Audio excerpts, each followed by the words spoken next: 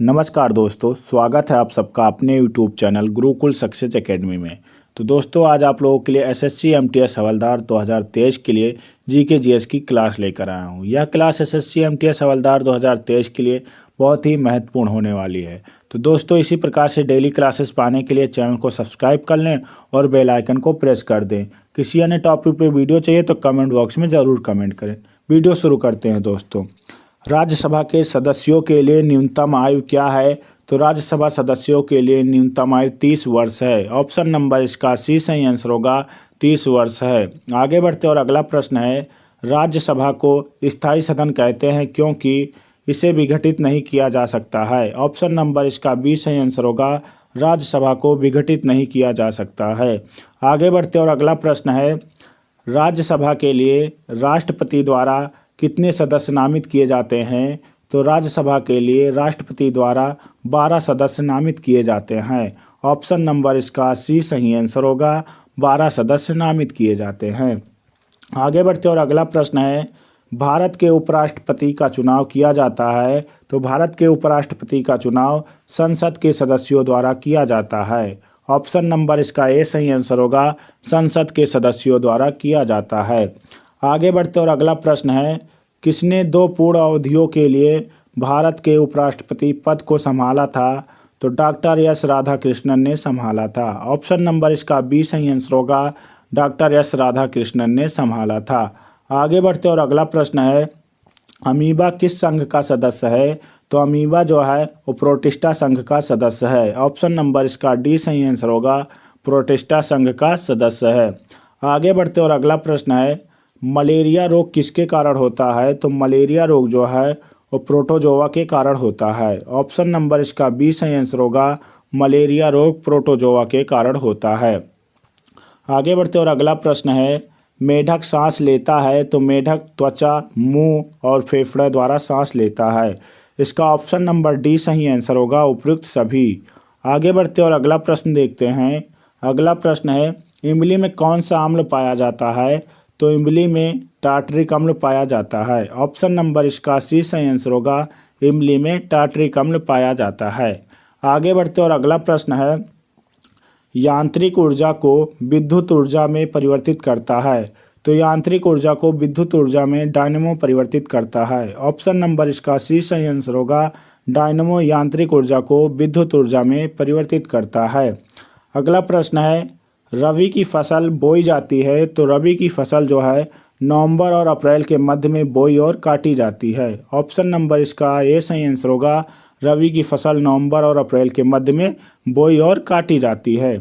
आगे बढ़ते और अगला प्रश्न है, भारतीय रिजर्व बैंक का राष्ट्रीयकरण किस वर्ष हुआ था? तो भारतीय रिजर्व बैंक का राष्ट्रीयकरण 1949 ईस्वी में हुआ था। ऑप्शन नंबर इसका सी सही आंसर होगा, ऑप्शन नंबर सी। आगे बढ़ते और अगला प्रश्न है, भारत में कौन सा बैंक मुद्रा नोट छापता है? तो भारत में भारतीय रिजर्व बैंक जो है वो मुद्रा नोट छापता है। ऑप्शन नंबर इसका बी सही आंसर होगा, भारतीय रिजर्व बैंक। आगे बढ़ते और अगला प्रश्न है, डंकन पास किसके बीच स्थित है? तो डंकन पास जो है वो किसके बीच स्थित है? दक्षिणी अंडमान और छोटा अंडमान के बीच स्थित है। ऑप्शन नंबर इसका सी सही आंसर होगा, छोटा अंडमान एवं दक्षिण अंडमान के बीच स्थित है। आगे बढ़ते और अगला प्रश्न है, पटकाई की पहाड़ियाँ भारत को किससे अलग करती हैं? तो पटकाई की पहाड़ियाँ जो है वो म्यांमार देश को भारत से अलग करती हैं। ऑप्शन नंबर इसका बी सही आंसर होगा, म्यांमार देश को भारत से अलग करती हैं। आगे बढ़ते और अगला प्रश्न है, राम सेतु निम्नलिखित में से कहाँ पर स्थित है? तो राम सेतु जो है वो पाक जलडमरू में स्थित है। ऑप्शन नंबर डी इसका सही आंसर होगा, पाक जलडमरू में स्थित है। आगे बढ़ते और अगला प्रश्न है, मन्नार की खाड़ी किसके तट के साथ अवस्थित है? तो मन्नार की खाड़ी जो है वो तमिलनाडु तट के साथ अवस्थित है। ऑप्शन नंबर इसका ए सही आंसर होगा, मन्नार की खाड़ी तमिलनाडु तट के साथ अवस्थित है। आगे बढ़ते और अगला प्रश्न है, क्षेत्रफल के क्रम में भारत के 3 बड़े राज्य कौन से हैं? तो क्षेत्रफल के क्रम में भारत के 3 बड़े राज्य राजस्थान, मध्य प्रदेश, महाराष्ट्र हैं। ऑप्शन नंबर इसका ए सही आंसर होगा, राजस्थान, मध्य प्रदेश, महाराष्ट्र हैं। आगे बढ़ते और अगला प्रश्न है, आरावली एवं विंध्य पहाड़ियों के मध्य कौन सा पठार स्थित है? तो आरावली और विंध्य पहाड़ियों के मध्य जो है मालवा का पठार स्थित है। ऑप्शन नंबर इसका बी सही आंसर होगा, मालवा का पठार स्थित है। आगे बढ़ते और अगला प्रश्न है, धूपगढ़ चोटी कहाँ पर स्थित है? तो धूपगढ़ चोटी जो है वो सतपुड़ा रेंज में स्थित है। ऑप्शन नंबर इसका बी सही आंसर होगा, धूपगढ़ चोटी सतपुड़ा रेंज में स्थित है। आगे बढ़ते और अगला प्रश्न है, रणजी ट्रॉफी का संबंध किस खेल से है? तो रणजी ट्रॉफी का संबंध जो है वो क्रिकेट से है। ऑप्शन नंबर इसका सी सही आंसर होगा, रणजी ट्रॉफी का संबंध क्रिकेट से है। आगे बढ़ते और अगला प्रश्न है, भारत में नए राज्य की स्थापना किसके अनुमति से की जाती है? तो भारत में नए राज्य की स्थापना जो है संसद की अनुमति से की जाती है। ऑप्शन नंबर इसका सी सही आंसर होगा, संसद की अनुमति से भारत में नए राज्य की स्थापना की जाती है। अगला प्रश्न है, भारत में हरित क्रांति का जनक किसे माना जाता है? तो भारत में हरित क्रांति का जनक एम.एस. स्वामीनाथन को माना जाता है। ऑप्शन नंबर इसका सी सही आंसर होगा, एम.एस. स्वामीनाथन को माना जाता है। आगे बढ़ते और अगला प्रश्न है, भारत में जल विद्युत शक्ति के उत्पादन पर ध्यान दिया गया तो प्रथम पंचवर्षीय योजना में ध्यान दिया गया। ऑप्शन नंबर इसका ए सही आंसर होगा, भारत में जल विद्युत शक्ति के उत्पादन पर ध्यान दिया गया तो कब? प्रथम पंचवर्षीय योजना में ध्यान दिया गया। ऑप्शन नंबर इसका ए सही आंसर होगा। आगे बढ़ते और अगला प्रश्न है, सूर्य में ऊर्जा निर्माण का कारण क्या है? तो सूर्य में ऊर्जा निर्माण का कारण नाभिकीय संलयन है। ऑप्शन नंबर इसका बी सही आंसर होगा, नाभिकीय संलयन है। आगे बढ़ते और अगला प्रश्न है, निम्नलिखित में से कौन सी शर्करा मोनोसेकेराइड नहीं है? तो लैक्टोज शर्करा जो है वो मोनोसेकेराइड शर्करा नहीं है। ऑप्शन नंबर इसका ए सही आंसर होगा। आगे बढ़ते और अगला प्रश्न है, 1932 के पुणे समझौते के साथ किसका सीधा संबंध था? तो भारतीय दलित वर्ग का सीधा संबंध था। ऑप्शन नंबर इसका डी सही आंसर होगा, 1932 में जो पूना समझौता हुआ था उसका सीधा संबंध भारतीय दलित वर्ग का था। ऑप्शन नंबर इसका डी सही आंसर होगा। आगे बढ़ते दोस्तों और अगला प्रश्न है, फिनिक्स फॉर्म की स्थापना किसने की थी? तो फिनिक्स फॉर्म की स्थापना महात्मा गांधी जी ने की थी। ऑप्शन नंबर इसका बी सही आंसर होगा, फिनिक्स फॉर्म की स्थापना महात्मा गांधी जी ने की थी। आगे बढ़ते और अगला प्रश्न है, मुस्लिम लीग ने मुक्ति दिवस कब मनाया था? तो मुस्लिम लीग ने मुक्ति दिवस 1939 में मनाया था। ऑप्शन नंबर इसका ए सही आंसर होगा, 1939 में मनाया था। तो दोस्तों आगे बढ़ने से पहले आप लोगों से एक प्यारा सा रिक्वेस्ट है कि अगर आप चैनल पर नए हो तो प्लीज़ चैनल को सब्सक्राइब कर लें और बेल आइकन को प्रेस कर दें। निम्नलिखित में से कौन सा गोलमेज सम्मेलन 1932 में हुआ था? तो 1932 में जो गोलमेज सम्मेलन हुआ था वो किस नंबर का था? तो तीसरे नंबर का था। ऑप्शन नंबर इसका सी सही आंसर होगा, तीसरे नंबर का था। आगे बढ़ते और अगला प्रश्न है, 1878 का वर्नाकुलर प्रेस एक्ट किसने रद्द किया था?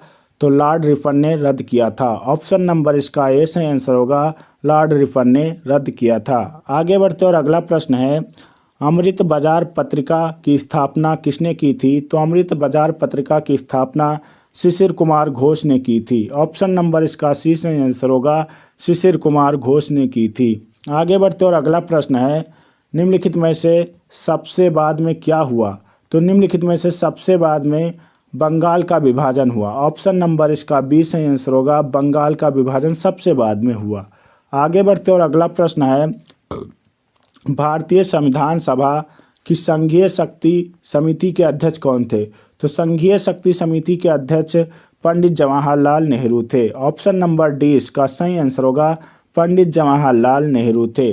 आगे बढ़ते और अगला प्रश्न है, भारतीय संविधान को अपनाया गया है तो भारतीय संविधान को किसके द्वारा?